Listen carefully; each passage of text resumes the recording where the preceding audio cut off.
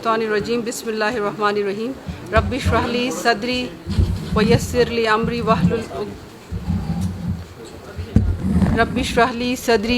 ली अमरी वाहलुल उक़दतम मिन लिसानी यफ़क़हू क़ौली।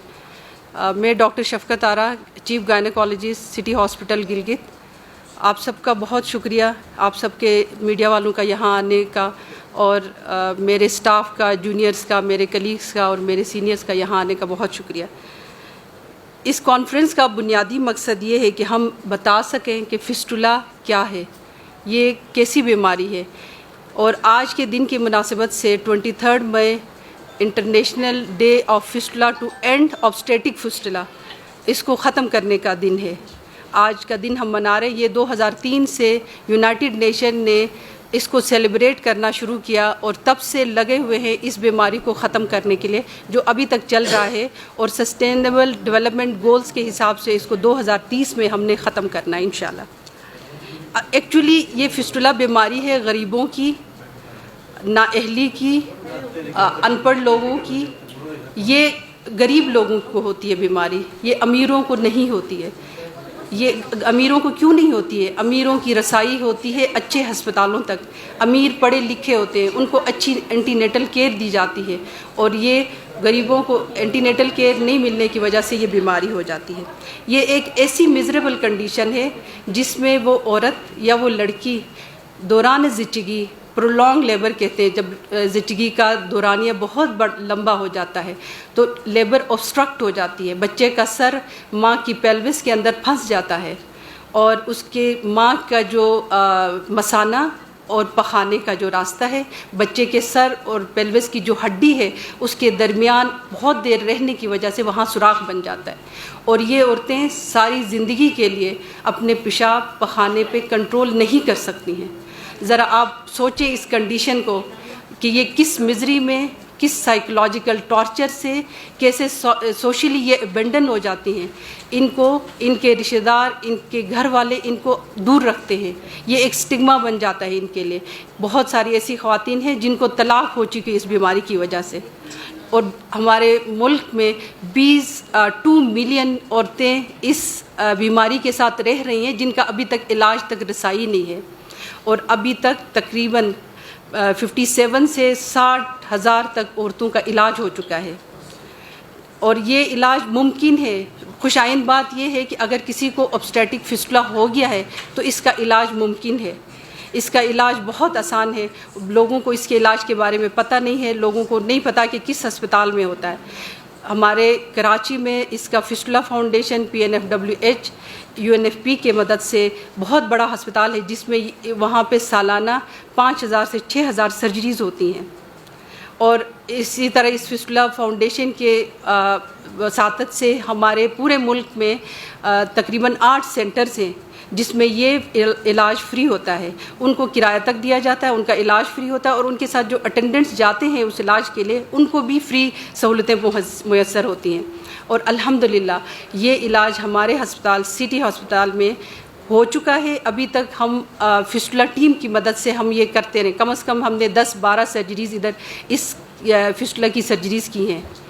और इस टीम की वसातत से UNFPA फिस्टुला फाउंडेशन और PNFWH के वसातत से हम एक फिस्टुला सेंटर गिलगित में भी खोलने जा रहे हैं, जिसमें जो हमारे मरीज़ पुअर हैं, जो जिनकी रसाई कराची, लाहौर, इस्लामाबाद तक नहीं है, उनको अपने घर के दहलीज में इस इलाज की सहूलत मैसर हो। और अब ये इलाज मतलब फिस्टुला बन गया, इसकी प्रिवेंशन कैसी की जाए? बन गया, उसका इलाज मैंने बता दिया कि इन हस्पतालों में फ्री इलाज होता है। अब इसकी प्रिवेंशन कैसी की जा सकती है? इसकी प्रिवेंशन तालीमी आगाही के थ्रू की जा सकती है। इसकी प्रिवेंशन अर्ली चाइल्डहुड मैरिज, जो 12-13 साल की लड़कियां हैं, वो खुद बच्चियां होती हैं, वो एक बच्चे को पेट में संभाल रही होती हैं, वो खुद डेवलपमेंट के फेज से गुजर रही होती है, उनके अंदर एक डेवलपमेंट हो रही होती है, और इनको ये फिस्टुला ज़्यादा हो जाता है।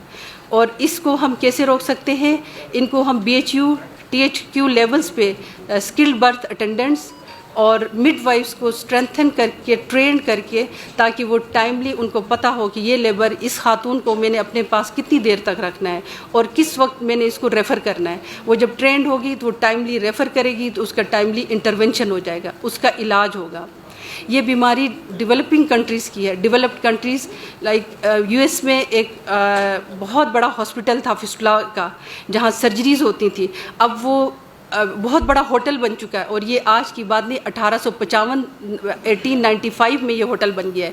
یعنی اتنے پہلے انہوں نے فسٹولا کو ختم کر دیا ہے, اور ابھی تک ہم اس فسٹولا کی بیماری کے ساتھ رہ رہے ہیں, اور بہت سارے لوگوں کو یہ نہیں پتہ کہ یہ ایک بیماری ہے اور اس کا علاج بھی ممکن ہے, اور ہم جا کے اس کا علاج کروائیں. اور آج کے دن کی وساطت سے میں اپنے سینئرز کو, اپنے جو پالیسی میکرز ہیں, ان سے میری درخواست ہوگی کہ مڈ وائفز کو اسٹرینتھن کیا جائے, کمیونٹی لیولز پہ ووکیشنل ٹریننگ ایجوکیشن دی جائے, تاکہ کمیونٹی اسٹرانگ ہوگی, بچیوں کی تعلیم ہوگی تو ہمارے پاس جب بچیاں تعلیم یافتہ ہوں گی تو ان کی فسٹولا کی بیماری نہیں ہوگی. اور BHU THU لیول پہ جو مڈ وائفز ہیں ان کا سروس سٹرکچر ڈیولپ ہو, ان کو انکریمنٹس دیے جائیں تاکہ وہ اس بیماری کو جانچ سکیں, ان کی سینسٹیوٹی کو انکریز کیا جائے, وہ حساس ہو اس بیماری کے بارے میں, ان کو پتہ چلے کہ یہ بیماری ہے اور ہم نے اس کو کب اپنے پاس رکھنا ہے, کب ریفر کرنا ہے. اور اگر ہو گئی تو پوسٹ نیٹل کہتے ہیں, ڈیلیوری کے بعد, زچگی کے بعد جو ٹائم ہوتا ہے اس میں یہ اسیس کریں عورت کو کہ اس کا اگر فسٹولا بن گیا ہے تو اس کو ٹائملی ریفر کریں مختلف فسٹولا سینٹرز کی طرف. اور بس میں نے یہ کہنا تھا. بہت شکریہ. اور آج یہ بتائیے گا کہ گلگت بلتستان میں سالانہ کتنے کیسز ریکارڈ پہ آئے ہیں؟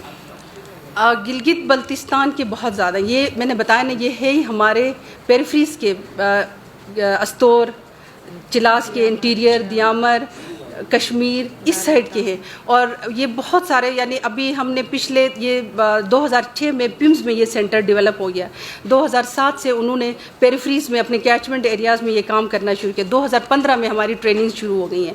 اور تب سے ڈاکٹر شیرشاہ کی ٹیم, فسٹولا فاؤنڈیشن والے مختلف ہمارے استور, چلاس, دیامر, داریل, تانگیر میں وزٹس کرتے ہیں, LHVs کی ٹریننگز کراتے ہیں, ڈاکٹرز کو ٹرین کیا گیا ہے اس سرجریز کو کرنے کے لیے. اور بہت ساری سرجریز, 12-13 سرجریز ہم نے ادھر کی ہیں اپنے ہاسپٹل میں, ڈاکٹر شیرشاہ کی سپرویژن میں کی ہیں, اور انشاءاللہ آنے والے وقت میں ہم خود انڈیپینڈنٹلی کریں گے. اچھا میڈم, یہ بتائیں, یہ فسٹولا فاؤنڈیشن جو ہے انہوں نے اپنا کوئی سیٹ اپ یہاں قائم کیا ہوا ہے GB میں اس فسٹولا کو کنٹرول کرنے کے لیے؟ زیادہ تر یہ کیسز تو آپ کو جو پیراپریز ہے وہاں پہ زیادہ ہوتی ہیں, اور وہاں BHUs میں نہ ڈاکٹر ہیں, LHVs ہوتے ہیں, وہ تو اس چیز کو زیادہ نہیں سمجھتے. تو کیا پورے GB کے یاد میں آپ نے ان LHVs کو یا نرسز کو اس حوالے سے پراپر گائیڈ لائن دی ہے کہ یہ انڈیکیشن